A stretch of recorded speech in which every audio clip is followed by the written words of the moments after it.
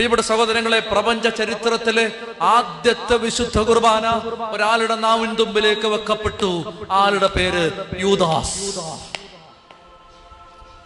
പ്രപഞ്ചത്തിൽ പരിശുദ്ധ കുർബാന ഈശോ സ്ഥാപിച്ചിട്ട് ആദ്യമായിട്ട് ഈ വിശുദ്ധ കുർബാന ഒരാളുടെ വായിലേക്ക് വെച്ച് കൊടുക്കുന്നത് യൂദാസിന്റെ വായിലേക്കാണ്. അപ്പക്കഷണം സ്വീകരിച്ചിട്ടാണ് അവൻ യേശുവിനെ ഒറ്റിക്കൊടുക്കാൻ ഇറങ്ങിപ്പോകുന്നത്. എന്നെ ശ്രദ്ധിച്ചിരിക്കണം. ഒറ്റിക്കൊടുക്കാൻ പോകുന്നവനാണ് ഈശോ ദിവ്യകാരുണ്യമായി മുറിച്ചു കൊടുത്തത്.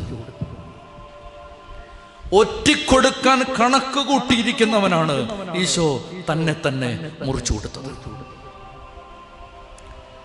ഒറ്റിക്കൊടുത്തവർക്ക്, ഒറ്റിക്കൊടുക്കാൻ സാധ്യതയുള്ളവർക്ക്, ഒറ്റിക്കൊടുക്കാൻ കരുതിക്കൂട്ടിയിരിക്കുന്നവർക്ക് നിനക്ക് കുർബാനയായി മാറാൻ